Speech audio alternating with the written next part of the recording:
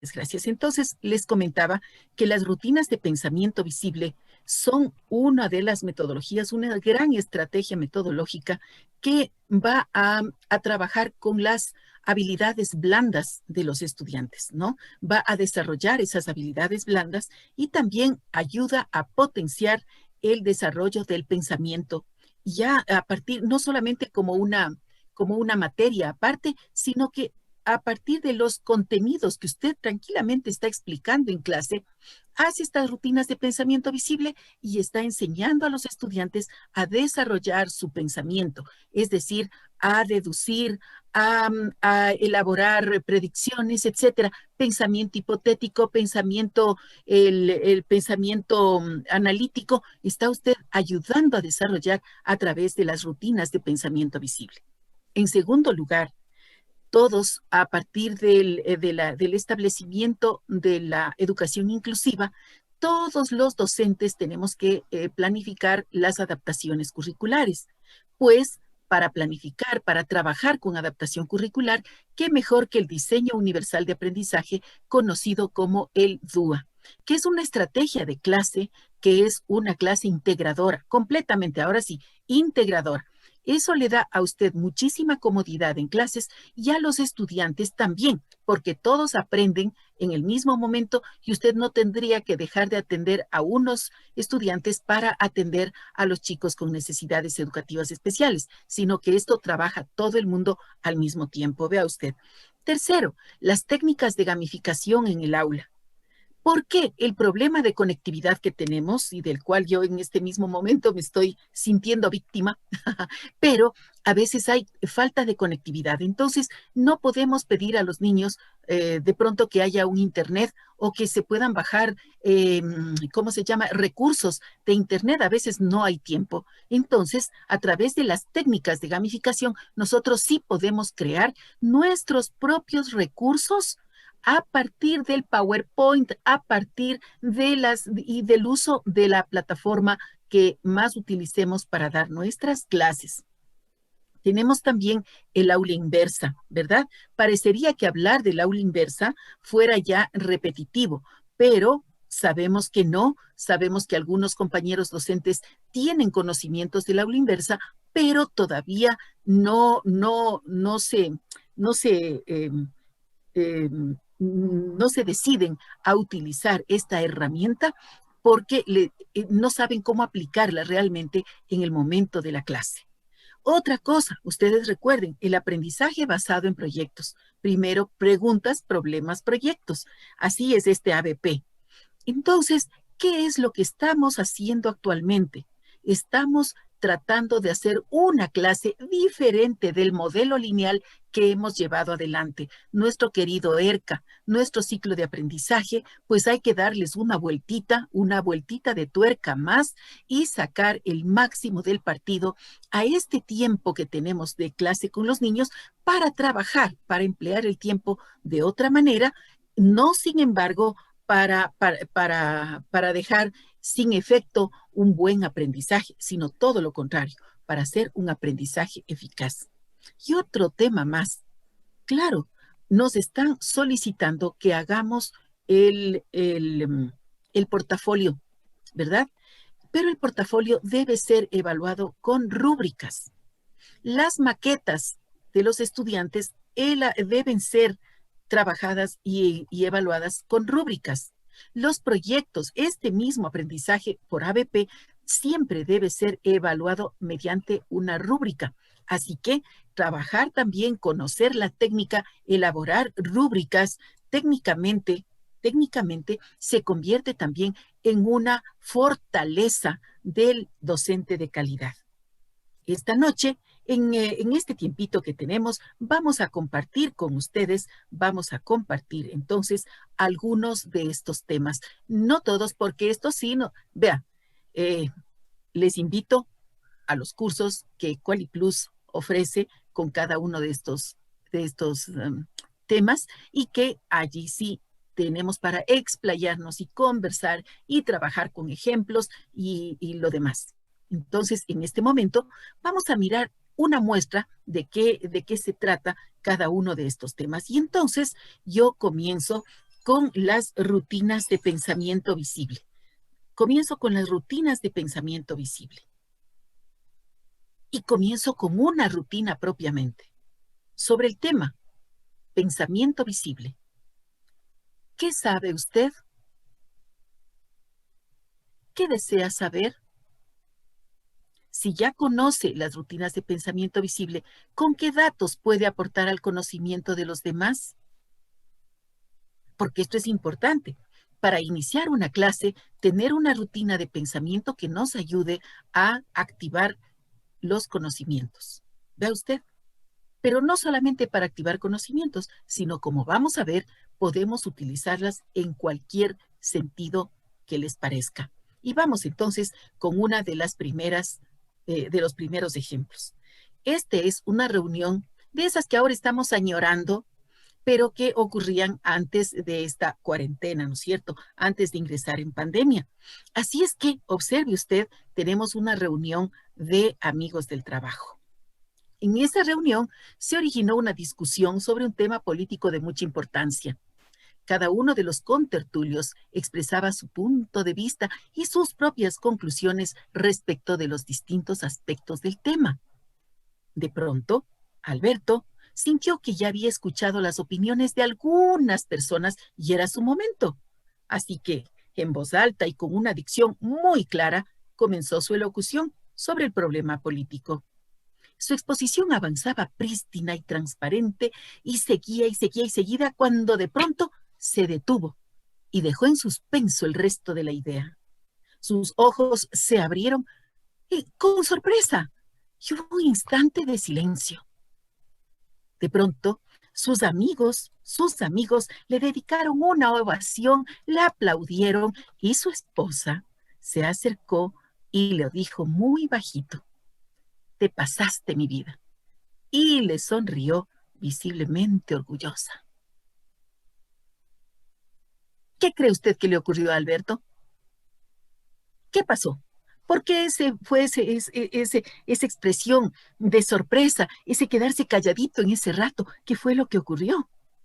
Ah, entonces, ¿qué era lo que había pasado? Pues simplemente que muchas veces, observe usted esto, muchas veces, al calor de una conversación, nuestro cerebro realiza operaciones intelectuales muy complejas, por las cuales somos capaces de exponer pensamientos muy claritos y definitivos, que dejan sorprendida a la audiencia y en realidad a nosotros también. Porque decimos: oye, qué barbaridad, mira cómo yo puedo entender y puedo explicar las cosas como van. Es decir, somos capaces de exponer pensamientos claritos, es que nosotros mismos hemos comprendido, pero no logramos identificar cómo fue que llegamos a esas conclusiones. Y eso nos pasa con mucha frecuencia. Tenemos muchos datos en la cabecita que el momento de exponer un tema en especial es como que esos datos comenzaran a relacionarse entre sí y comienzan a tener el significado que es del caso para quien está hablando. Pues bien, las rutinas de pensamiento visible, esta rutina, es una técnica de desarrollo del pensamiento que puede ser aplicada en todo lugar, ya sea en clases, al leer un periódico, durante una importante conversación de negocios, durante una capacitación, en cualquier momento. ¿Y qué hace? El pensamiento visible visibiliza el proceso de pensamiento que ocurre en nuestro intelecto. ¿Qué es lo que estamos haciendo? ¿Qué es lo que vamos a hacer? Y lo convierte en algo visible, en algo visible. Por ello, estas rutinas son tomadas en cuenta para enseñar a los estudiantes a razonar sobre cómo adquieren sus aprendizajes y son una herramienta muy importante de la didáctica en el aula. Muy, muy importante. Mire qué importante es este que vimos acá, aquí. Mire qué importante. Estoy activando el pensamiento y estoy al mismo tiempo desarrollando una rutina de pensamiento. ¿Qué sé sobre el tema? ¿Qué deseo saber? Es decir, ¿cuáles son las expectativas que yo tengo con respecto al tema? Y si algo sé de ese tema, ¿con qué datos puedo aportar al conocimiento de los demás? Este es el punto de partida para mi clase y al mismo tiempo hace que yo tenga conciencia de hasta qué punto conozco de un tema que va a tratarse. Mire, así es que en este caso, pues nosotros decimos visibiliza el proceso del pensamiento y por ello son tomadas en cuenta para enseñar a los estudiantes a razonar, ¿no? Porque en realidad que lo que más necesitamos ahora es aprender a cómo aprendemos, conocer cómo aprendemos, para de esa manera potenciar todo este bagaje de iniciativa que está aquí en nuestro cerebro y que queremos ponerla a funcionar en calidad de proyectos, en calidad de emprendimientos, etcétera, etcétera. Entonces, hablando de estas rutinas, vamos a realizar un ejercicio bien simple, bien bonito, comenzando por el tema de la mariposa monarca. Observe usted esta preciosidad de insecto. Hermoso, hermoso.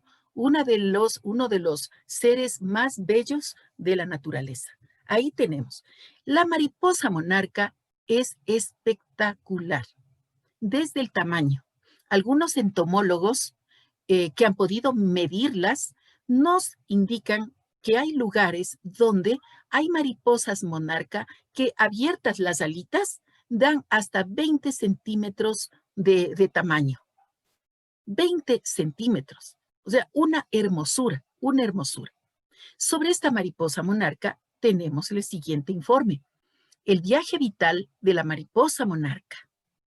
Esta es mi clase de ciencias naturales, esta es mi clase de sociales, esta es mi clase de lengua y literatura. Inclusive podría trabajar con esto como iniciación para una tarea de matemática. Así es que las mariposas monarca son conocidas por la increíble migración masiva que cada invierno lleva a millones de ejemplares desde California hasta México.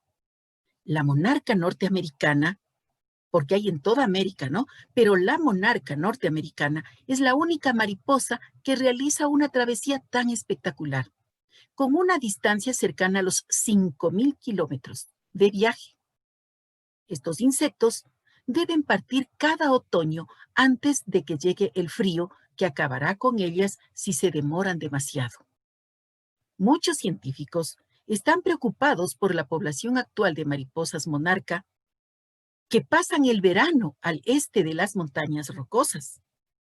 Este grupo cada vez es más reducido y su supervivencia puede verse amenazada por diversos desastres naturales en sus hábitats invernales mexicanos, así como por la menor superficie de plantas de algodoncillo en su hogar estival. Mire, así es que ya le tengo a este viaje vital. Yo no me inventé este reportaje. Este es un fragmento del reportaje completo que está en la revista Geomundo del año 2017, la que pertenece al mes de junio, la número 6. Pero es tan interesante esto que ahora, a partir de esta lectura, podemos nosotros realizar esta actividad, las inferencias. Todos los maestros que son, todos los docentes, perdón, que son maestros del área de lengua y literatura, conocen las inferencias y las utilizan, perdón, inferencias casi todos los días. Bien, pero esta precisamente es una rutina de pensamiento. Las inferencias nos permiten completar en nuestro cerebro la información que está contenida en este texto, pero que no la vemos. No está expresada con palabras, pero está, ¿cómo se dice? Está sobreentendida. Y al hacer las inferencias, es que podemos completar la información en nuestro pensamiento. Entonces tenemos varias clases de inferencias. Para este tema, voy a desarrollar apenas 4, pero son muchas más. Los maestros lo conocen. Entonces tenemos de lugar, ¿ya? ¿En qué lugares habitan las mariposas monarca? ¿En qué lugares habitan las mariposas monarca? California. ¿En qué lugares habitan las mariposas monarca? Entonces regreso. Vea usted, la monarca norteamericana. Y ya les dije hace un ratito, ¿verdad? ¿Por qué nos dice la monarca norteamericana?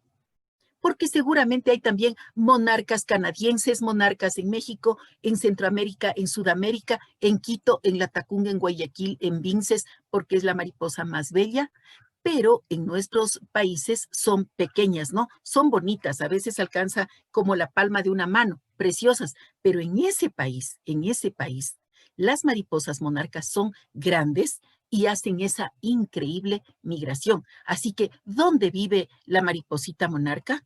A ver, ¿dónde estoy? Acá. ¿Dónde habita la mariposa monarca? Entonces, en toda América. Vean, esa es la información que nos faltaba entender y que a través de las inferencias nos va a completar. Nuestro cerebro ya se da cuenta de eso y por eso podemos comprender el texto. De tiempo, también hay inferencias de tiempo. ¿Cuándo migran las maripositas monarca? ¿Cuándo migran? Otoño. En otoño. Ya, bien, de objetivo. ¿Por qué es tan importante el algodoncillo para las mariposas monarca? Porque eso necesitan para su reproducción y también en su hábitat. Ah, perfecto. Perfecto, muchas gracias. Así es así. Ahora, de causalidad. ¿Por qué se considera a esta migración de mariposas tan espectacular? La distancia que recorren. Primero, la distancia. Segundo, Que ya no hay muchas mariposas, están en peligro de extinción y es bastante increíble verlas. Exacto. Es una migración espectacular. Imagínese, compañero, imagínese, usted está durmiendo y mañana por la mañana abre su ventana y se encuentra su jardín, su tejado, qué sé yo, el alambre de colgar, de colgar a secar la ropa, se encuentra con que está lleno de mariposas monarca. ¿Se fija? ¿Se fija qué hermoso sería eso? Una visión tan bella, y por eso se considera a esta migración, porque son millones.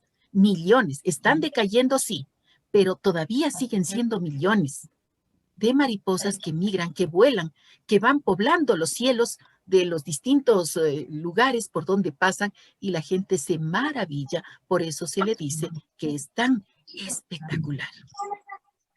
Entonces, hemos hecho una primera rutina, inferencias, pero ahora vamos a la segunda, a la técnica de pensamiento visible, pienso, me interesa, investigo. La actividad es la siguiente. Los datos principales que aparecen en el artículo leído, escríbalos. También 2 inquietudes que le haya despertado este tema, porque estoy más que segura que terminamos esta reunión y usted va a volar, abre Google y empieza a mirar a ver si es cierto lo que yo le conté.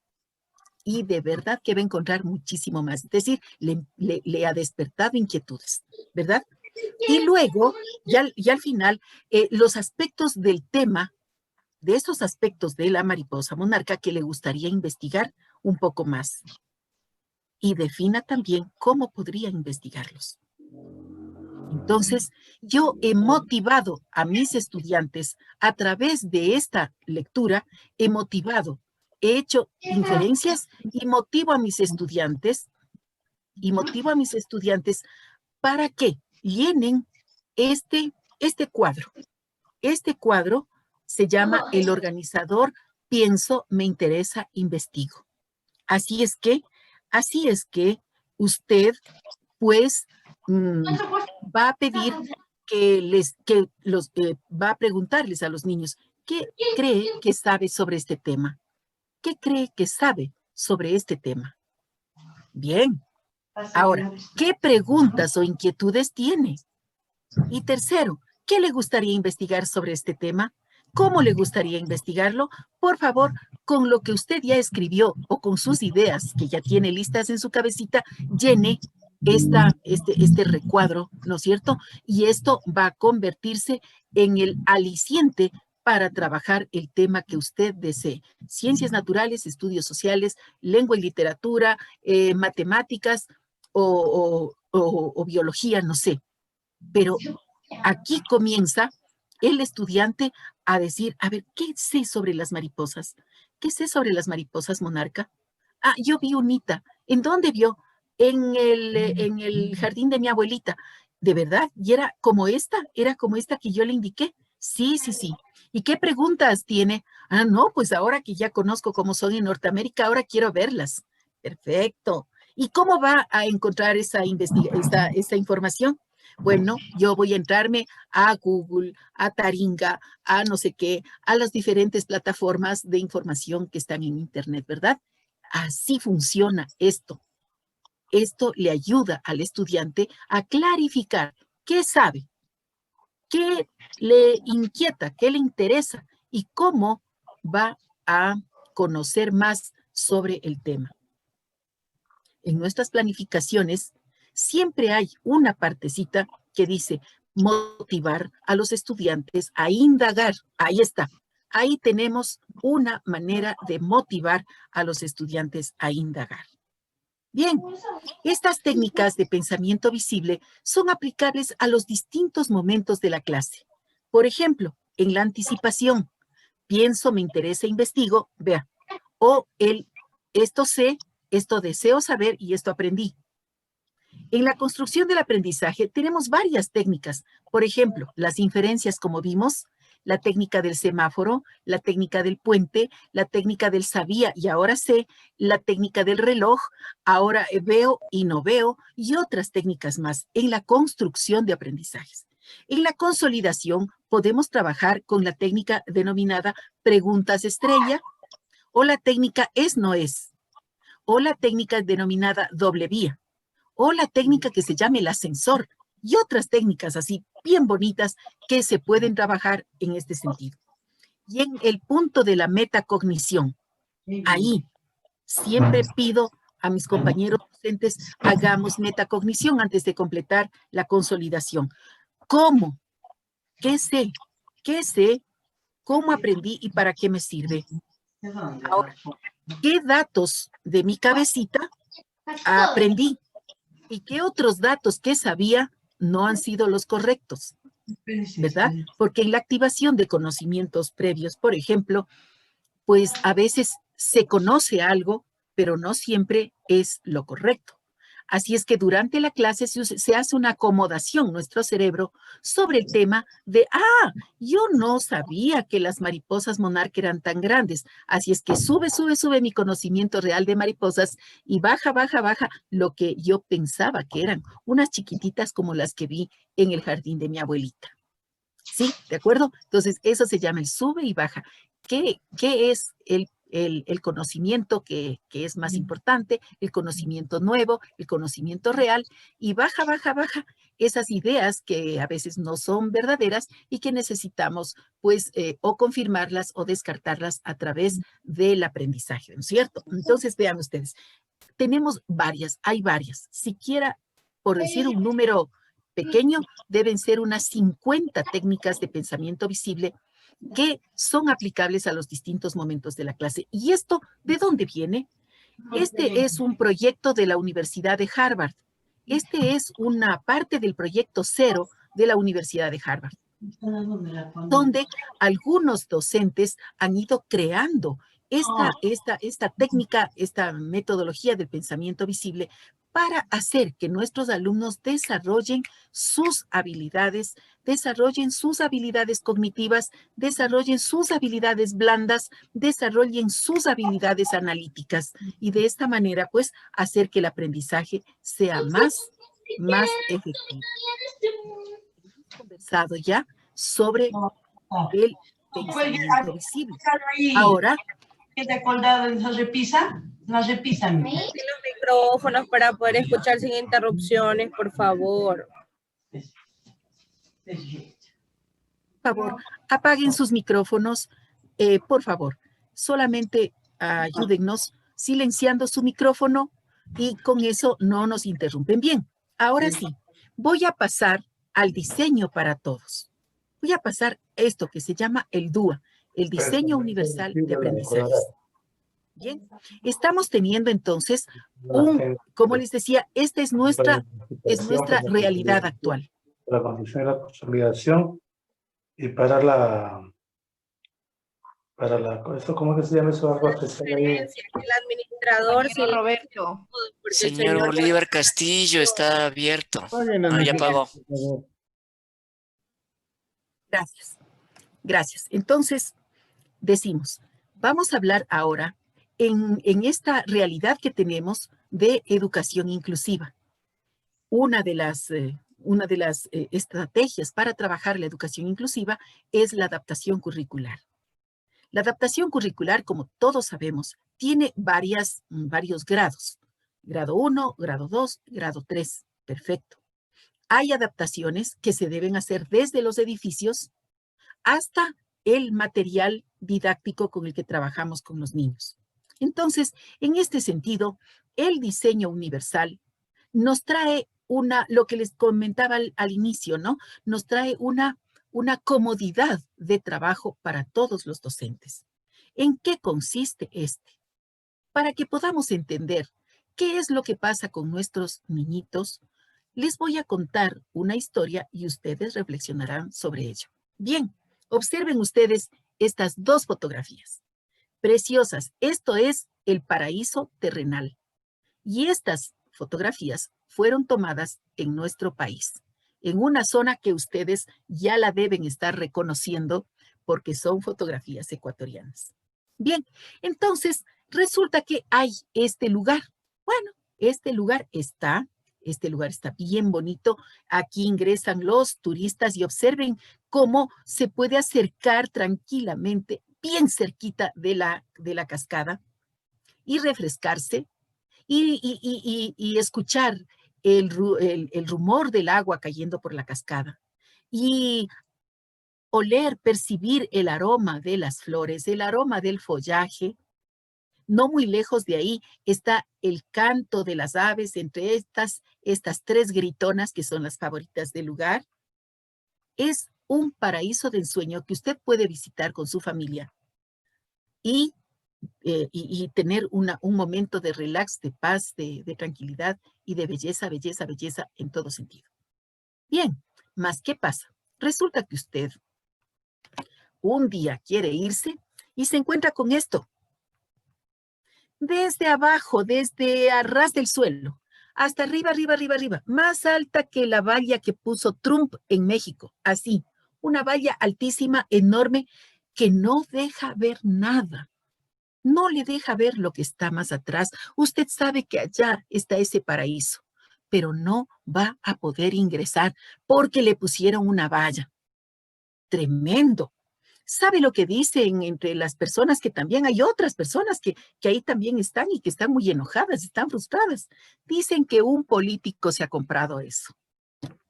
¿Qué le parece? No digo yo. Dicen las personas que están ahí. Dicen que se ha comprado y que ahora lo van a privatizar. Así es que algunas personas se regresan, toman su automóvil y se regresan, echan chispas y se van y se regresan. Pero hay otras personas que comienzan a caminar y dicen, oye, ¿hasta dónde dará esta valla? ¿Hasta dónde? Porque sí sería bonito poder ingresar, aunque sea un ratito, a ese lugar tan bello que conocemos. Así es que caminan, caminan, caminan. Alrededor de la valla están caminando cuando en eso se encuentran esto. Ah, ¿qué pasó? Bueno, que un conejito silvestre tal vez o unos ratoncitos de campo han creado aquí un pequeño agujero por donde ellos se pasan, pues, ¿no? Y salen y entran de ese lugar precioso. Así que alguien con un poco de un poco de sentido de aventura, dice, ah, ya, yo me voy a pasar por ahí. Y junto con él empiezan a pasarse algunas otras personas. ¿Y qué creen que encuentran? ¿Qué encuentran? Pasan esta primera dificultad, así se arrastran, se ensucian, quién sabe, hasta se rasgan el vestido. Y cuando ingresan, se encuentran con que detrás de esta valla hay una valla de alambres electrificados.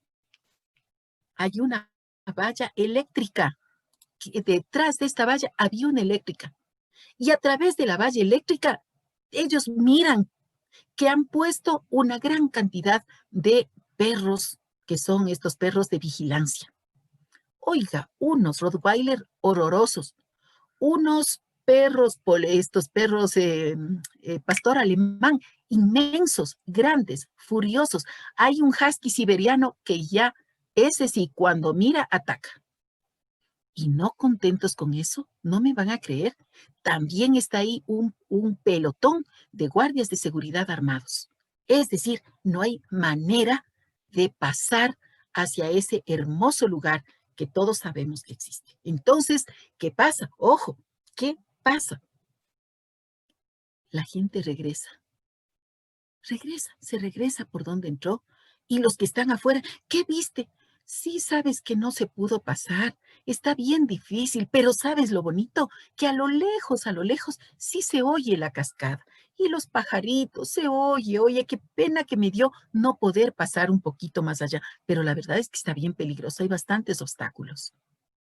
Así es que todos ellos compungidos, usted también, malhumorado, enojado, como sea, sus niños que lloran porque sí querían entrar, porque ya venían dispuestos a mojarse, su esposa ahí con las salchichas listas para hacer el camping, nada, todo el mundo se regresa. Bien, usted le pierde interés a ese lugar por mucho tiempo, cuando un día que se iba de paseo para la ciudad que hay cerca de ahí cerquita una ciudad. Cuando usted estaba yéndose para esa ciudad, se encuentra con esto. Ahí, se encuentra con esto.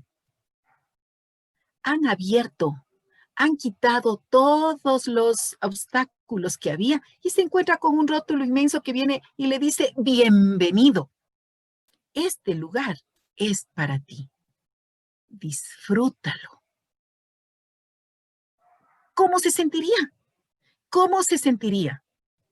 Yo, en el caso suyo, yo sí que no llego a la ciudad. Yo primero me entro a este lugar tan bonito, ¿sí o no? No llego a la ciudad de destino a donde me estaba yendo. Yo le diría a mi esposo, oye, para aquí un ratito y vamos adentro, vamos. Esto vale la pena, no importa, vamos a llegar un poquito atrasados, pero miremos esto. Hacía tiempos que no habíamos entrado. Para. Vamos. Bien. ¿Verdad que soríamos? Y disfrutaríamos de todo esto tan bello, de ese campo, de esa cascada, de esas aves, de esas flores, de ese follaje hermoso. Ahora sí, usted me dirá, esta historia, ¿cómo se relaciona con las necesidades educativas especiales, con la diversidad en el aula? ¿Cómo? En este momento, quedan toditos autorizados para activar su micrófono y para participar y contarme sus comentarios. Rápido. Hola, buenas noches, un placer estar con todos ustedes. La relación que tiene la historia con las necesidades educativas especiales, o en tal caso la diversidad que contamos con los estudiantes en un salón de clase, es increíblemente similar. ¿Por qué? Porque todos sabemos que cada niño es un mundo, cada niño tiene un entendimiento diferente, cada niño tiene su pensamiento diferente, todos no piensan iguales. Entonces yo creo que si nosotros nos esmeramos un poquito más de lo normal, o si tal vez hacemos más material lúdico, más material didáctico, tal vez los niños que están un poquito cohibidos en no participar aflorarían todas sus experiencias y también sería factible para ellos que desarrollen todas sus habilidades motrices, motoras, psicomotoras, y pues el aprendizaje sería más lúdico, más didáctico, interactuando mutuamente, estudiante, docente. Así es, así es. Muchísimas gracias. Noches. Muchísimas gracias, Marianita. Vamos, buenas noches. Buenas noches. El micrófono. Buenas noches, así. ¿Qué relación tiene la historia con los niños con necesidades educativas especiales? Lo mismo que pasa, que los niños quieren aprender, ellos tienen el deseo. Ellos quieren, por ejemplo, aprender a sumar, aprender a escribir, pero no pueden. Está la barrera cuando el docente no está preparado, le pones un inmenso muro al que él no puede tener acceso. Esa es la relación directa que tiene la historia con los niños con necesidades educativas especiales. Así es, muchísimas gracias. ¿Alguien más? ¿Alguien más? ¿Alguien más? Bien, de eso se trata, ¿no? De esto se trata, de que ese lugar tan hermoso, todos conocemos que es el conocimiento. Conocer es hermoso. Conocer nos da la posibilidad de entender en el mundo en el que estamos viviendo, de socializar con nuestro entorno, ¿verdad? De hacerlo todo. Pero hay barreras. Para algunas personas no es tan sencillo. Hay barreras. Y nosotros tenemos la obligación de hacer que esas barreras se minimicen. Y miren, aquí tengo dos pensamientos, por si acaso no son míos. Estos dos pensamientos, uno de ellos dice, vea, si un niño no puede aprender de la manera que enseñamos, quizá debamos enseñarle de la manera que él aprende, ¿no? Y el otro pensamiento que dice, las barreras para el aprendizaje no son, de hecho, cosa de las capacidades de los estudiantes, no, sino que surgen de su interacción con métodos y materiales inflexibles. Y entonces, hemos estado trabajando mucho tiempo solamente pegados del texto. Ese es el material inflexible. Un texto que al mismo tiempo está creado para estudiantes, mírenme mis deditos, entre comillas, normales, entre alumnos regulares. Pero resulta que no todo el mundo es así, pues. Porque en mi clase tengo niños con necesidades educativas especiales, pero también hay niños que siendo, entre comillas, normales, también tienen estilos de aprendizaje diferentes. Yo soy disléxica, por ejemplo. Por ejemplo, que esa es ya una necesidad de aprendizaje, pero hay niños que, por ejemplo, son kinésicos, así que aprenden de una manera. Hay niños que son reflexivos, aprenden de otra manera. Hay niños que son prácticos, aprenden de otra manera. Y así es que nuestra clase tiene que ¿cómo se llama esta palabra? Este verbo, tiene que volverse muy flexible para que todos aprendan. Entonces aparece este diseño universal para el aprendizaje. Miren, el diseño universal para el aprendizaje, aquí en este cromo, en esta gráfica, usted puede observar la masa cerebral, ¿no es cierto? Pero mire usted cómo esta masa cerebral toma diferentes tonos en algunos lugares de la masa, digamos así. Adelante, atrás, en el interior. Y esos son precisamente los estímulos que tienen que llegar a nuestro cerebro para aprender. Por eso, el diseño universal para el aprendizaje le asegura a usted como docente que los recursos y materiales que les está ofreciendo a los niños les estimulen diversas partes del cerebro para que aprendan. ¿Cómo se hace esto? Pues bien, esta metodología nace del trabajo de tres aspectos bien importantes unidos a la didáctica. Primero, la neurociencia, es decir, cómo funcionan nuestras neuronas en el momento del aprendizaje, cómo funciona nuestro cerebro en el momento del aprendizaje. Perfecto. En segundo lugar, las tecnologías y los medios digitales. todos los recursos que hay en Internet, todo lo que nosotros podemos crear también con nuestras manos y ofrecerles a nuestros estudiantes, como hace un momentito nos decía la compañera docente, darnos el tiempo para crear más recursos para ofrecer a nuestros estudiantes. Y en tercer lugar, esta investigación educativa. Porque es muy importante tener una buena investigación educativa que no requiere pasarse las mañanas, las tardes, las noches haciendo estadística, sino sobre todo reconociendo qué tipo de estudiante tenemos. Porque el DESE nos habla inmediatamente de los niños que tienen problemas, pero aquellos que son más fuertes nomás, pues. Pero sobre los estilos de aprendizaje, ¿quién nos dice? Nosotros, que día con día vamos mirando a los niños y los vamos entonces entendiendo cuál es el ritmo de aprendizaje que tienen. Hacer esa investigación educativa es clave. ¿Para qué? Es clave para ir creando una clase para todas las diversidades que hay en el aula. Entonces, el objetivo del diseño curricular, el diseño universal de aprendizaje es también conocido como educación de diferentes caminos de aprendizaje. Nuestro país ya tiene la idea de la educación diferenciada. Lo que tenemos que saber todos los docentes es cómo trabajar la educación diferenciada. Y el DUA, el diseño universal de aprendizaje, el DUA, es la metodología apropiada, la metodología idónea para hacer una educación diferenciada. Vea usted. ¿En qué se basa esto del diseño universal del aprendizaje? Pues como algunos otros de los conceptos, de las teorías que acuden en auxilio de la educación, el diseño universal de aprendizaje nace de la arquitectura. Así como, ¿se acuerdan ustedes? La reingeniería del aprendizaje nace de la rama de las empresarial, ¿no es cierto? De la administración de empresas. Vea usted. La gamificación en el aula nace del desarrollo de talento humano de las empresas para hacer capacitación, para hacer entrenamiento.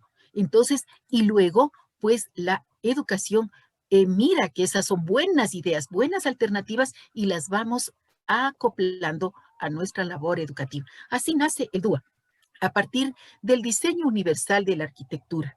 Este diseño siempre está planteado para ser flexible y acomodarse a todo tipo de usuario, ¿verdad? Se diseña pensando en personas que no puedan, que tengan dificultad. Siempre se piensa en las personas que tienen dificultad. Vean, por eso se crean los ascensores, pues. Porque difícil será subir 10 pisos cargado una refri. Entonces, por eso se crea el ascensor.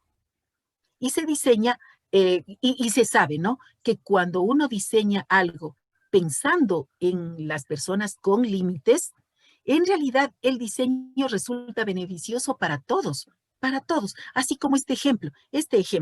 Piense en las formas en que puede ser útil una rampa en un centro comercial. ¿Para qué se crearon las rampas en el centro comercial? Para que suban las personas que tienen acceso limitado en silla de ruedas. Ahí fue. Esa es la idea. Que puedan acceder personas en sillitas de ruedas.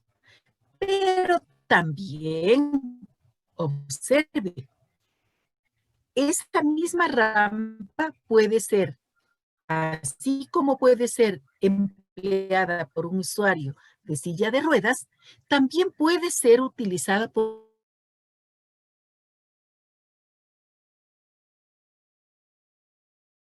cuando tiene que cargar un enorme paquete, por su preciso. Así siguen jugando con sus patines. Fíjese, lo que pensábamos que era solo para el usuario de silla de ruedas, resulta que tiene más usos, y hasta una parejita. Se va, conversa, y así es que para no ni siquiera saben que están trepándose por la rampa porque van conversando, van mirándose, van abrazándose y así también para ellos les ha servido la rampa. Famosa, ¿verdad? Mire, y para ejemplos tenemos varios. Piense a quién puede serles útil los subtítulos en la pantalla de televisión. ¿Para quiénes son útiles? A los que no sabemos el idioma original de la película. Por supuesto. Ahí está. Eso es, vea. Pero también podría serles útil en distintas circunstancias. Para las personas sordas, por ejemplo, ¿verdad?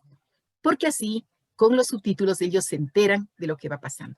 También para quienes hacen ejercicio en un gimnasio o esperan el transporte en una terminal de autobuses o esperan la cita médica en la sala de un hospital.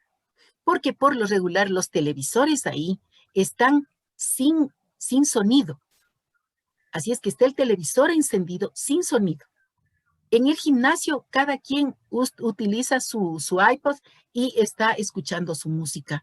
En la terminal de autobuses, imagínense lo que sería ponerle el noticiero de las 8 de la mañana ahí cuando están saliendo los buses a Machala, a Huaquillas, a Guayaquil, a Loja, etcétera, y todo el mundo está corriendo. Más ruido de lo que se necesita. Y obviamente en un consultorio, pues hay pacientes, ahí hay que tener calladito, en silencio. Por tanto, los subtítulos, en ese caso en la pantalla, son muy importantes, son muy importantes. Bien, así es que de esa manera, con estos dos ejemplos pasamos. Por eso se dice que el DUA es universal, porque esta forma de dar clase, pensando en universal, puede ser utilizada y comprendida por todos, de forma que cada estudiante puede emplear sus conocimientos previos de sus propias capacidades, normales o disminuidas, sus habilidades, sus necesidades, sus intereses, sus motivaciones en el proceso de aprendizaje, cada uno a su manera. Y no tenemos que estar partiendo la clase en dos. Niños hagan sus cosas mientras yo trabajo con este grupito de niños que me necesitan. Entonces, ya nos quitamos ese estrés de encima utilizando el DUA. Es una técnica bien bonita. Les invito alguna vez que llegue a ustedes una invitación para un curso de capacitación del DUA. Entonces, por favor, yo estaré dichosa de compartir con ustedes. Un taller práctico, máster, disculpe. Debería ser un taller práctico. Ahí vamos, claro que sí. Algo muy bonito, algo muy bonito. Estaría muy interesada de hacer un taller práctico. Soy la primera en apuntarme. Lindo, muchas gracias. Es que trabajo en una escuela inclusiva, entonces se me complica. Esto está perfecto, así es. Es para precisamente ayudarnos en este momento de clases que tenemos educación inclusiva, que tenemos teleeducación y además de eso educación inclusiva, o sea que es reto sobre reto. O sea, sobre la valla de madera, la otra valla con alambres electrificados. Y detrás de esa valla, los Rottweilers. Y detrás de esos Rottweilers, los guardianes. Entonces, estamos con muchos obstáculos, así que el DUA nos va a hacer más sencilla este trabajo en aulas. Bien, ahora voy a dejar de compartir un poquito, porque voy a pasar al aprendizaje basado en proyectos. Y nos vamos a quedar con algo bien bonito, verán qué pasa en el aprendizaje basado en proyectos. Y es que aquí tengo, no sé si ustedes lo están observando, tengo yo ya el proyecto integrador de aula, ¿verdad? Bien, voy a aumentar un poquito el tamaño de esto. Voy a aumentarle. Le voy a aumentar. Ahí tenemos, listo. Entonces decimos, para que un proyecto de aula tenga sentido, el proyecto debe ser, en primer lugar, contextualizado, debe ser globalizador, debe ser interesante. ¿Por qué? Porque el aprendizaje basado en proyectos es la alternativa en este momento en el que tenemos poquito tiempo en línea para trabajar con los niños. Hacer proyectos y enseñar a los niños en la base de un proyecto que va a ser desarrollado es más sencillo que trabajar de forma teórica, un montón de teoría. leyendo páginas de los textos y luego no sabemos cómo incorporar esos conocimientos al quehacer del entorno del estudiante. Entonces, ahora vamos al final, al revés, como en aula inversa, pero nos vamos al revés. Vamos a comenzar por la aplicación y a partir del problema que pongamos a la aplicación, vamos aprendiendo la teoría para atrás y para atrás y para atrás. En eso consiste el aprendizaje basado en proyectos.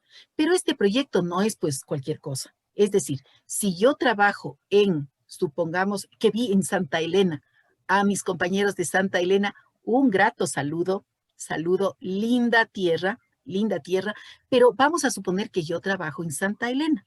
Entonces, mi proyecto debe ser sobre el entorno que vivimos en Santa Elena.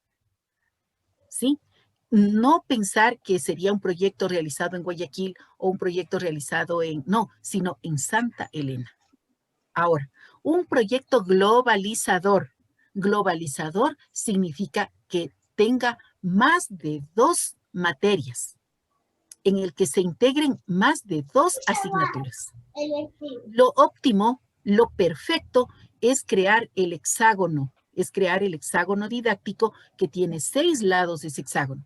Son 4 materias, nuestras 4 materias, las áreas principales, más cultura física, más el ECA, más informática y más inglés. Y ahí se une dos de esas materias alternativas, se une en el hexágono educativo y tenemos una preciosidad, una globalización de los proyectos. Además de eso, interesante. ¿Qué quiere decir eso? Que me sirva a mí. Y entonces sabemos que un proyecto de aula tiene sobre todo unos pasos. Aquí le voy a bajar un poquitito. Ahí está. Menos, ahí. Ya. Los pasos del proyecto integrador son 5. Pero los 5 en sí mismos tienen esta maravilla de que podemos trabajar con los niños desde chiquititos. Desde los niñitos de inicial 1, inicial 2 y primero de básica, hasta con nuestros muchachones de bachillerato. Y lo que siempre vamos a decir, ¿cuál es el proceso? 1, definición del tema. 2, planificación del proyecto. 3, desarrollo del proyecto. 4, la presentación del proyecto. Y 5, la evaluación. No podemos dejarnos de definir el tema. El tema es algo bien clave en este punto. El tema, el título del proyecto, tiene que ser la parte clave. Ahí nos damos cuenta de si funciona o no funciona un proyecto. Para ejemplo, el siguiente. Vean ustedes.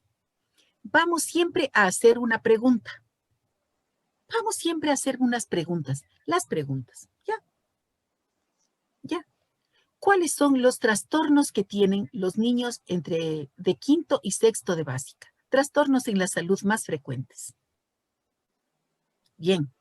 ¿Cuál es el trastorno de salud en la piel de los adolescentes? El acné. Ya. ¿Cuál es por ejemplo, cuál es el problema de que algunos niños comen mucho y no suben de peso? Parásitos. Exactamente, mi estimada licenciada.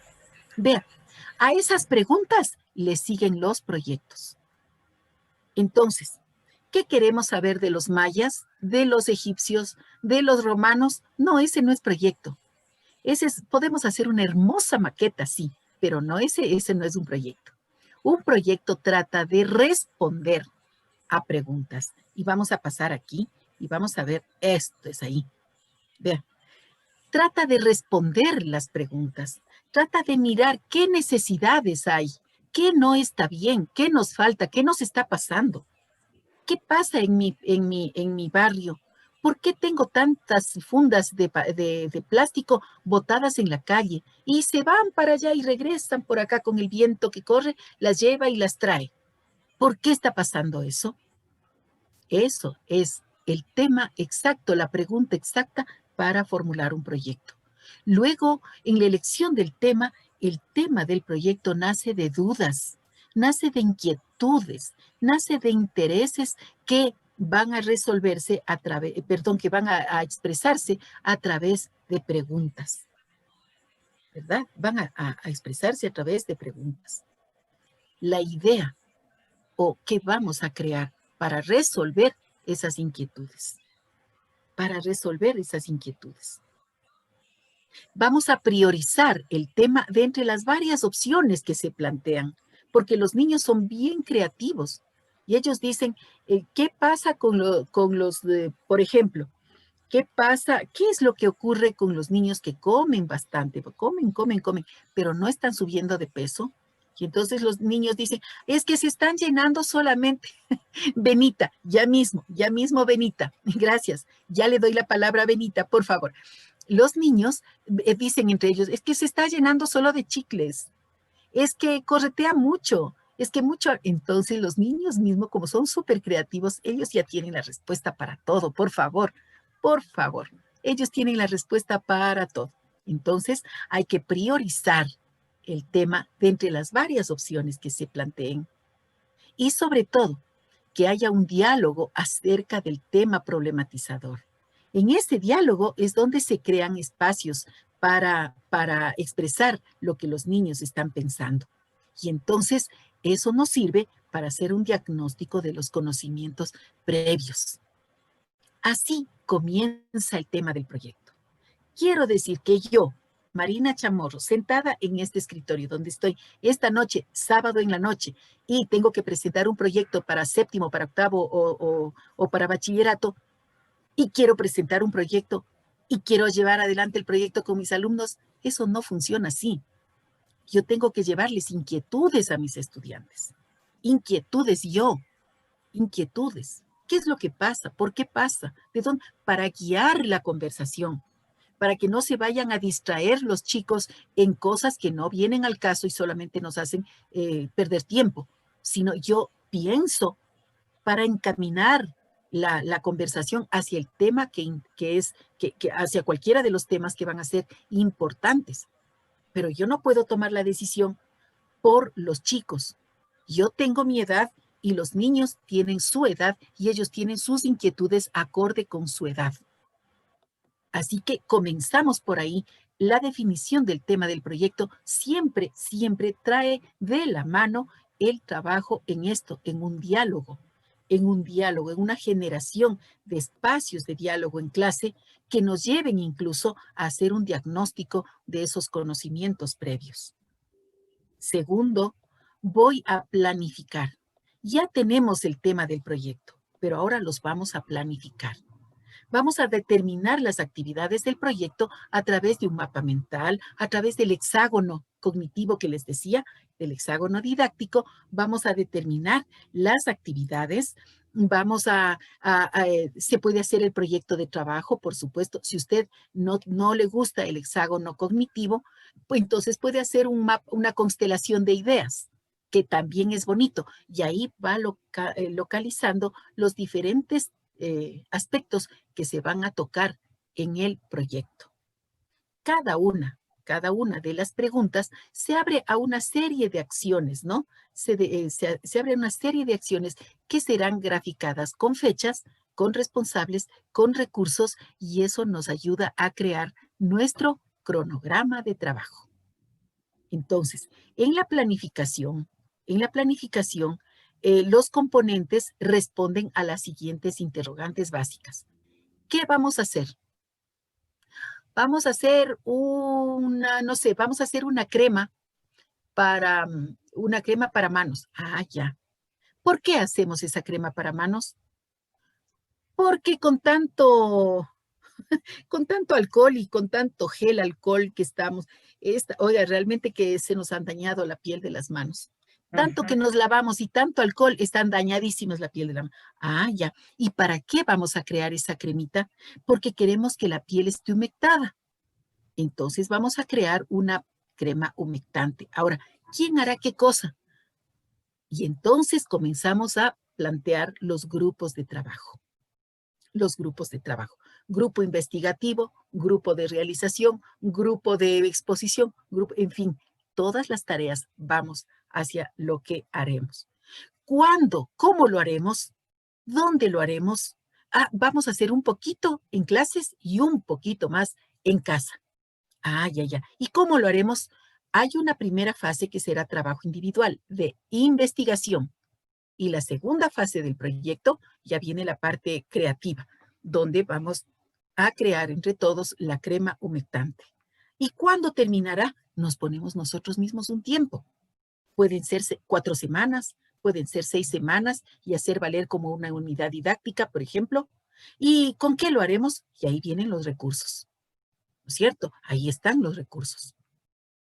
Y por último, pues, se añade el cuadro en el cual aparezcan los aportes, estos de aquí, los componentes, se hace un cuadrito en el cual se aparezcan los aportes que hará cada asignatura al desarrollo del proyecto. Porque la crema nació de ciencias naturales. Entonces, los niños que van a investigar, la piel, las capas de la piel. ¿Y cuál es la capa que más... ¿cómo se llama? La capa que resiste a todas estas agresiones, tanto del ambiente, del jabón, del agua, del gel, del alcohol. Ya. Después de eso van a investigar cómo se humecta la piel, cuáles son las capas de la piel, a cuál tiene que llegar la crema para que se humecte, todas esas cosas. Comenzó con naturales, pero va a seguir con matemáticas. Porque, claro, hay que utilizar una fórmula, porque vamos también a realizar un estudio a nivel de la escuelita para ver las manos de todos los niños y mirar cómo están las manitos de los niños, para determinar si es que es un problema generalizado o es un problema localizado, ¿verdad? Al aula, exacto. Así que vamos a tener estadística. Ok, perfecto. Pero resulta que le ponemos a esta crema un título en inglés. Así que vamos a crear un comercial en inglés para promocionar esta marca de crema. Viene mi profe de inglés y nos comenta qué pueden aprender los niños, sustantivos, adjetivos, la oración, etcétera, ¿no? Y aprender un diálogo a través del cual o van a filmar o se filman en un comercial en inglés, qué lindo, etcétera. Es decir, aparecen los aportes que cada asignatura hará al desarrollo del proyecto. Y en el caso, ¿qué pasa en octavo, noveno, décimo cuando hay un docente para cada asignatura? Pues ahí lo que se espera es de que sea el tutor, el responsable del área. Por ejemplo, el tema nació de ciencias naturales. Entonces, el maestro de ciencias es el gran coordinador, es el gerente del proyecto. Y los otros compañeros docentes son los directores de los diferentes departamentos del proyecto. Vea esto. Entonces ya tenemos una mirada empresarial. Y los niños pueden saber que cada asignatura es como un departamento de esta gran empresa que están montando. Y que así trabajarán sus papás cuando ellos van a las empresas, así mismo trabajan los papás. El papito, la mamita, lo mismo. El trabajo en equipo se llama por esto, porque elaboramos entre todos, pensamos, nos quedamos hasta tarde pensando en la noche. Entonces sí, los niños hasta pueden entender el trabajo de sus papás y al mismo tiempo pueden ya ir tomando ideas sobre cosas que harán para futuro. Y esto es lo bonito del proyecto. ¿Por qué? Porque, como dicen los pedagogos, yo no digo, verán, dicen los pedagogos, entre ellos Edgar Morin, ¿no es cierto que le conocemos? Los 7 saberes del mundo futuro. ¿Se acuerdan? ¿Se acuerdan? Bueno, ¿qué dice Edgar Morin? Edgar Morin, por ejemplo, nos dice que en el siglo XXI, los estudiantes, más que tener un título, dice él, ¿no? Que es bien importante tener un título universitario, pero que más importante que eso es saber emprender, saber ser emprendedores, ¿ya? Saber ser líderes, llevar adelante al grupo, motivar al grupo. Motivarlo como, no solamente para que se quede motivadito, sino para llevarlo a una meta. Y eso hace un emprendedor, y eso hace un líder, eso hace un líder. Entonces, el ABP nos da la posibilidad de ya ir formando líderes y lideresas, emprendedores, sean varones o sean mujeres emprendedoras también, empoderadas de su papel de personas que tienen un lugar en la producción del país. Pasada la planificación, ahora sí nos vamos a la ejecución del proyecto. Nuestro amigo es el cronograma. Así como hacemos la planificación y nunca nos salimos de la planificación, así el cronograma, que pone de manifiesto las acciones a cumplirse con sus fechas de realización y responsables. De ese cronograma salen las acciones. Cada grupo entrega en la fecha prevista los avances del proyecto en sus distintas etapas. Y entonces el docente encargado de cada asignatura verifica cada etapa, ¿no? La realización, mediante el uso del cuadro realizado en la planificación, mediante la rúbrica. ¿Se acuerdan que conversamos de la rúbrica? Aquí ya comienza a ingresar la rúbrica. No podemos hacer a los niños, esto está bien, esto está mal. No, una rúbrica técnicamente realizada para que ellos también se sientan seguros de que sus ¿cómo se llama? Sus acciones, sus esfuerzos van a ser evaluados de una manera justa, de una manera técnica, van a ser evaluados. Vea, así funciona la verificación de cada etapa. Luego vamos a la presentación del proyecto, ¿verdad? Esto es. Vamos entonces a la presentación del proyecto. Aquí el dominio es competencia. Ojo, aquí, más allá de las destrezas, estos niños se vuelven competentes para elaborar proyectos interdisciplinarios. ¿Cómo? A través de la comprensión de conceptos científicos y técnicos que fundamentan el proyecto. Yo no hice una crema por sacar la cremita, porque ya mismo viene la casa abierta y hagamos una crema. No, esto fue bien pensado. Comenzó con investigación en ciencias naturales. Luego siguió con una investigación que se hizo en matemáticas. Siguió con un trabajo bien bonito que ocurrió en lengua y literatura y también en inglés. El señor de informática fue tan clave porque él nos ha enseñado a editar videos o hacer en PowerPoint, elaborar afiches en PowerPoint, por ejemplo, hermosos, ¿sí? Entonces, tengo yo conceptos científicos y técnicos que fundamentan el proyecto. Esto ocurre en respuesta a las preguntas de orden científico que emanaron, ¿no es cierto?, del proyecto mismo. Y por lo tanto, hay una obtención y comunicación de las conclusiones en esos diferentes aspectos. En diferentes aspectos. Si tengo 4 disciplinas que ingresan a mi proyecto, entonces cada disciplina va a sacar sus propias conclusiones. Y luego integraremos todas para mirar la conclusión si funcionó o no funcionó el proyecto. Para finalmente, todo lo que hacemos es evaluado. Así que vamos a evaluar el proyecto como estrategia de aprendizaje y el proyecto como trabajo de los estudiantes. Esa es la cosa.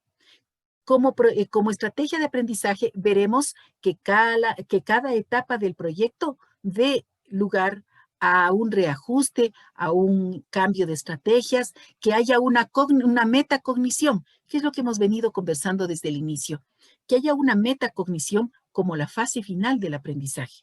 ¿Qué aprendimos con el proyecto de la crema? ¿Qué aprendimos? Bien, ¿cómo aprendimos eso? Pues mire que tuvimos que hacer investigación. Fue larguísimo hacer esa investigación. Tuvimos que conocer toditas las capas de la piel.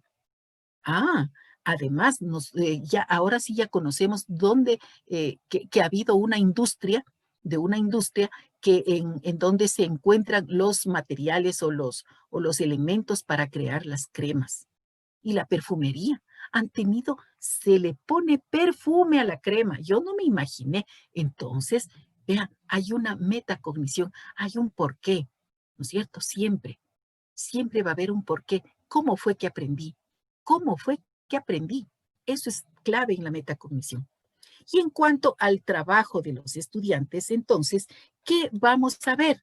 Vamos a hacer que la evaluación esté presente en cada una de las actividades de cada paso del proyecto.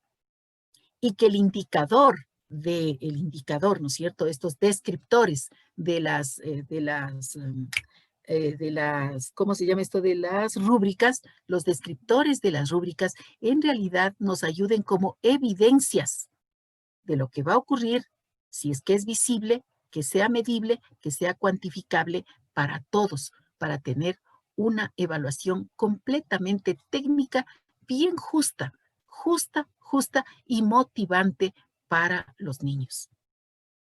Así es que en este sentido, compañeras, compañeros docentes, el trabajo con los proyectos integradores de aula, además de ser tan bonito, porque oiga, qué bonito es trabajar con proyectos, en realidad pues constituyen ahora mismo, constituyen una forma de trabajar lo que se denomina el multiaprendizaje, la multidisciplinaridad, la transdisciplinaridad, que es lo que está buscando el Estado ecuatoriano para que durante el siglo XXI todos volvamos a conocer de todo.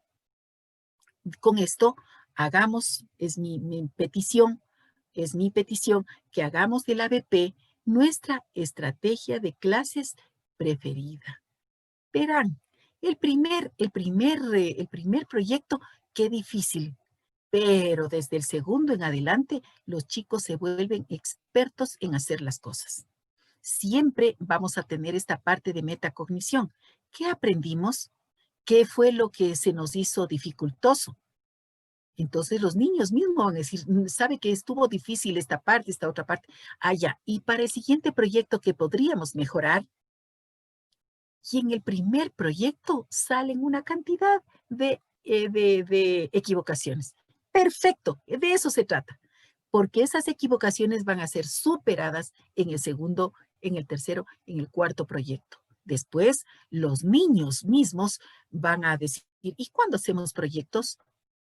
Porque ellos también se cansan de recibir una clase lineal, una clase así, A, B, C, D, ¿no es cierto? Como que son lindas, las secuencias didácticas lineales son hermosas, pero cambiemos entonces de secuencia didáctica y trabajemos un proyecto y hagamos un proyecto.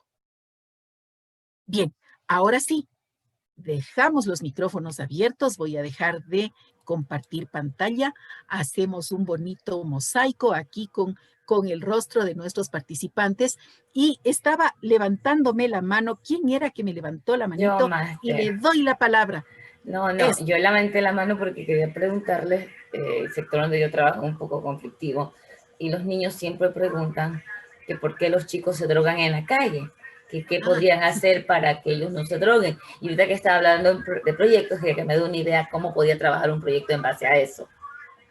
Claro, verá, le comento que una campaña publicitaria social es un hermoso proyecto para trabajar ese tipo de acciones. Se llama la campaña social, así se llama. El tema del proyecto es una campaña social y nace, ¿sabe de qué materia? Nace de lengua y literatura, porque ellos en su materia tienen esta tipología textual que se llama realizar la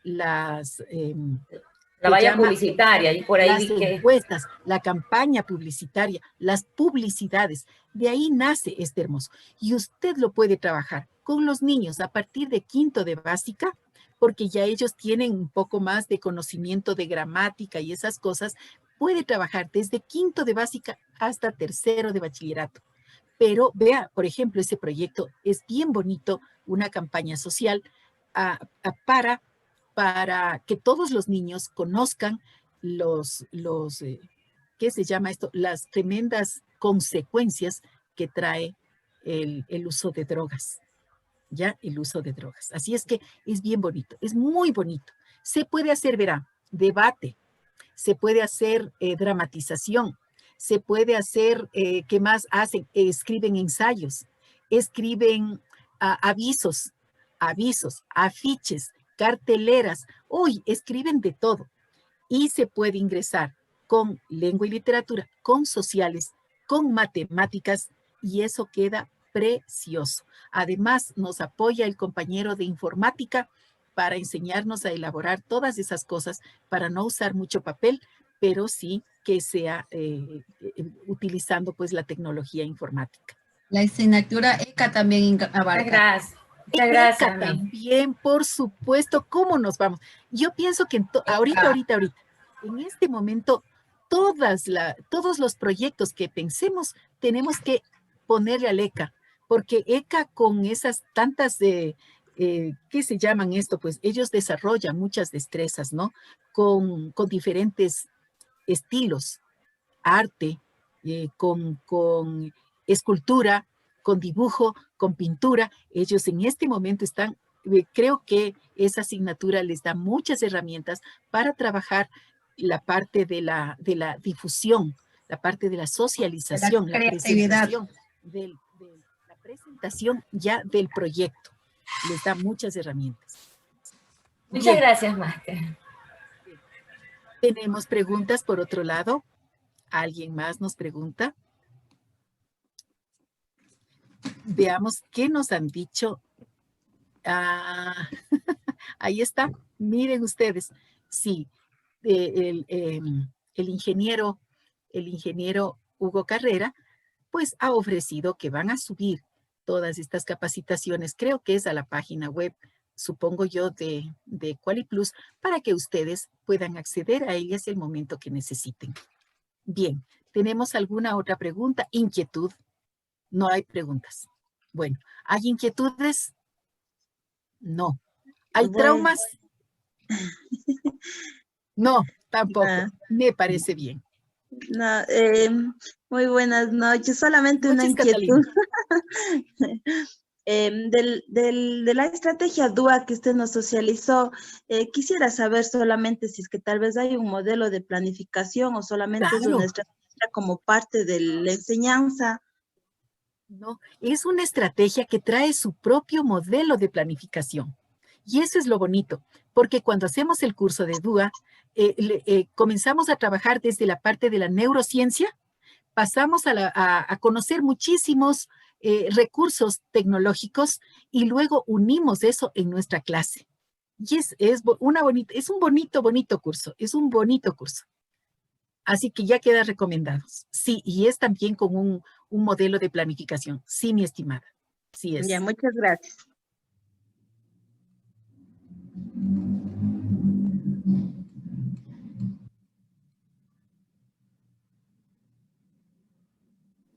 En vista de que no tenemos más preguntas, quiero sentir que esto ha quedado bien clarito para todos. Por favor, ¿me puede ayudar con ideas para realizar un proyecto de matemática para 9º años? A ver, vamos, leamos esto que está bonito. A ver, dice. Allá. Dice, una idea para realizar un proyecto de matemáticas para 9º años donde se vea el álgebra. Muy bien. Tenemos nosotros varias posibilidades de hacer matemática para 9º.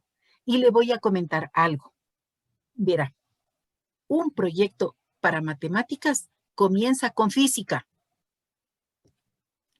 Un proyecto para matemáticas comienza con física. Un proyecto para matemáticas puede comenzar con geometría. Verá lo que pasó. Estuvimos creando a partir de que llovía tanto y tanto. Es que, oiga, en Quito cuando se pone a llover, llueve, que da gusto. Y cae tanta agua. Y por ahí nació la pregunta, ¿qué se hace? ¿A dónde se va tanta agua que llueve? Es que da pena ver cómo se desperdicia el agua, porque en Quito el agua cuesta bastante. Y cómo se desperdicia el agua, entonces da pena. Así que comenzó por ahí. Y ese fue la pregunta para crear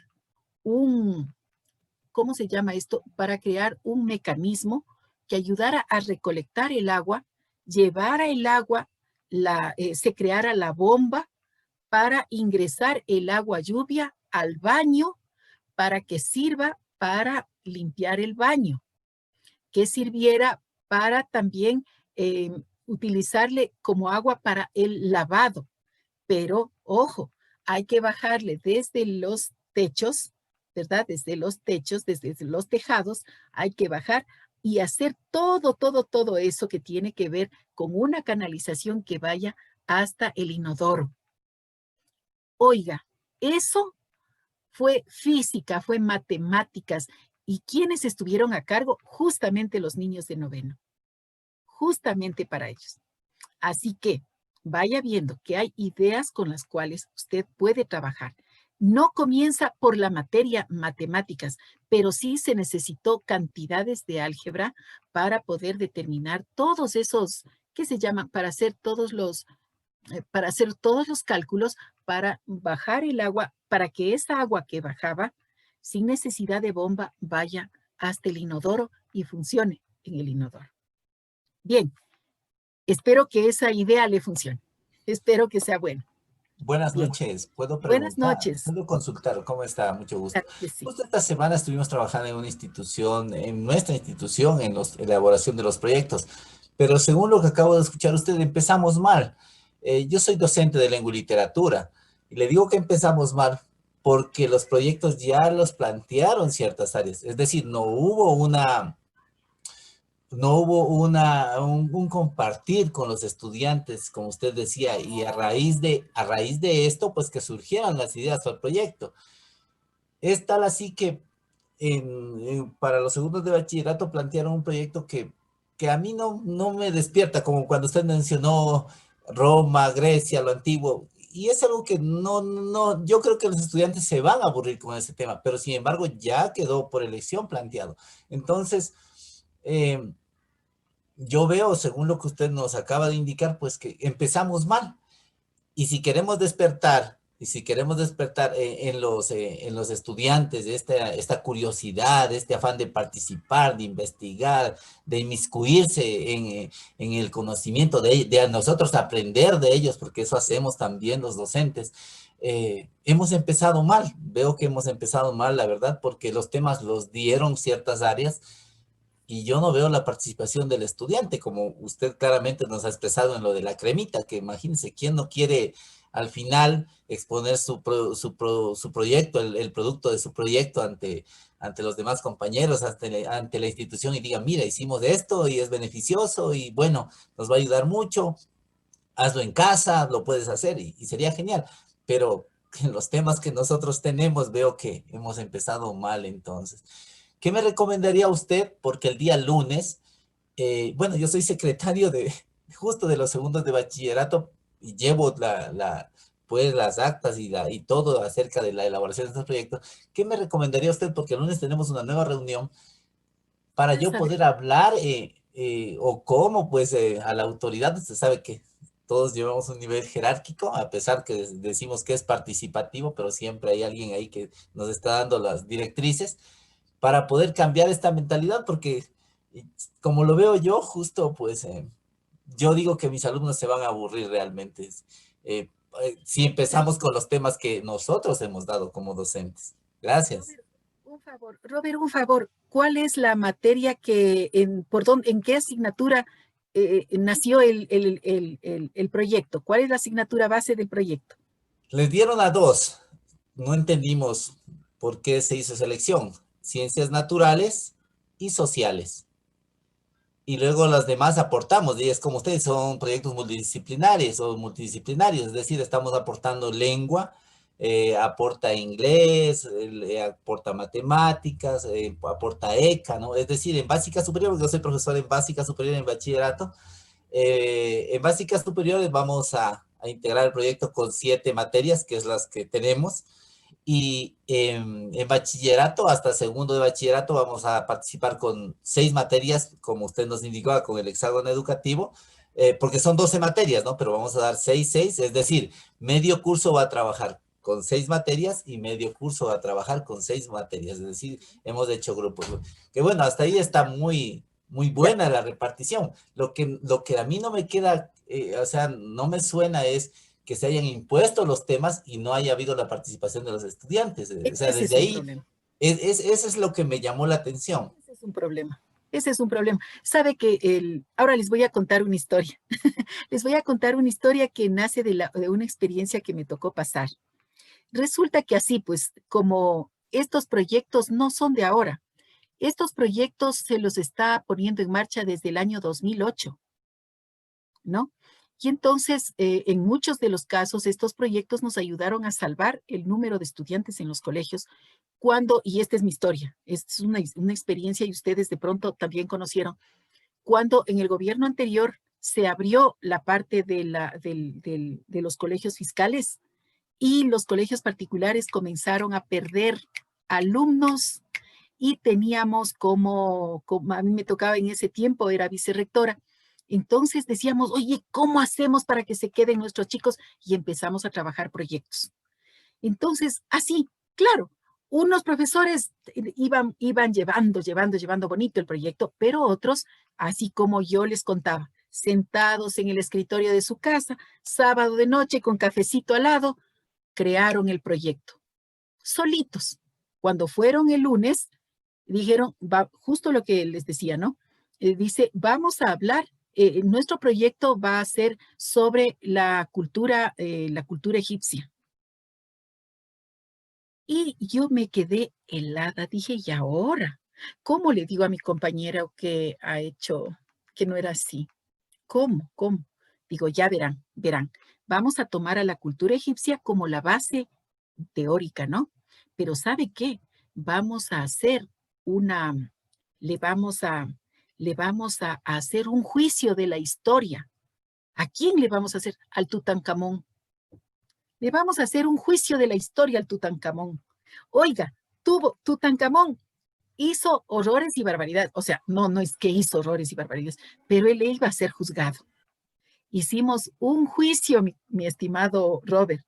Creamos un juzgado con juez, con fiscal, porque de algo hay que acusarle, pues no.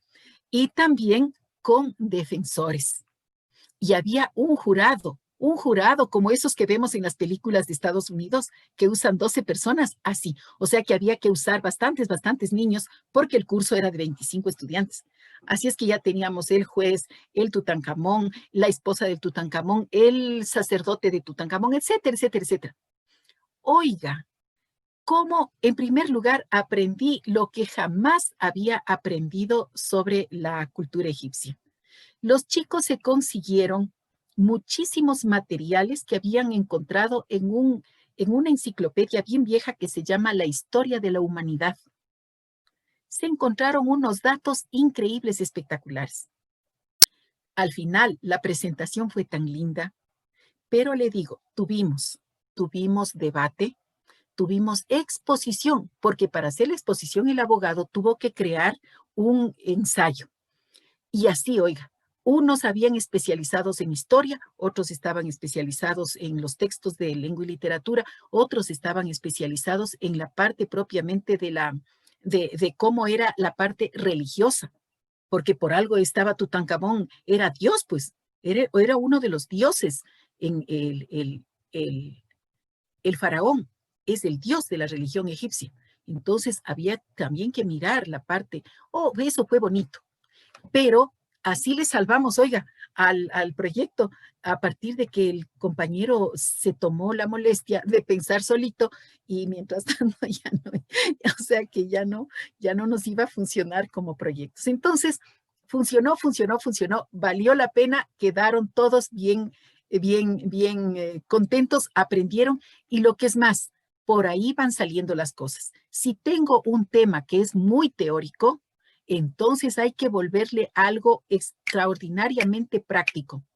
Pero mire usted que ese proyecto no es como los que ahora pretende el ministerio, ¿sí se dio cuenta? Porque nos quedamos con una parte teórica que en realidad no está respondiendo a ninguna pregunta. Pero era una manera de ir salvando, ¿no es cierto? De incluir a los niños, de motivarlos, sí. Pero ahora necesitamos, y esto es lo primero, y el ministerio, cuando puso el documento de los lineamientos para poner en práctica el currículo priorizado. Ahorita en agosto dice el ABP y nos da los lineamientos para hacer el ABP. Uno de ellos dice que nazca de preguntas, que sean preguntas sobre necesidades. Entonces, le va a tocar, Robert, conversar el lunes, le va a tocar y le va a decir, ¿sabe qué? Hemos hecho mismo mal. Hagamos, ahorita, antes de que comiencen los niños, podemos modificar el trabajo, porque cuando ya saben los padres de familia tienen que poner los recursos. Y si ya sabe el padre de familia y luego cambiar, eso va a ser más difícil. Entonces, mejor ahorita, sobre la marcha.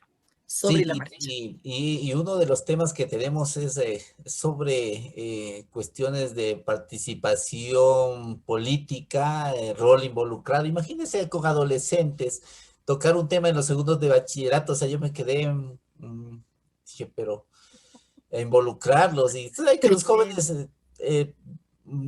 ya está bien, tenemos que en ciudadanía pues inculcar los principios, ¿no es cierto? Los valores. Pero los jóvenes a esta edad, los adolescentes no están pensando en que tienen que ir a las urnas. Eso dejémoslo para los adultos que ya estamos, muchas veces no queremos, pero nos obligan a ir a la elección, ¿no es cierto? ¿O usted les avisa que han hecho mal, Robert, o simplemente funden un partido político?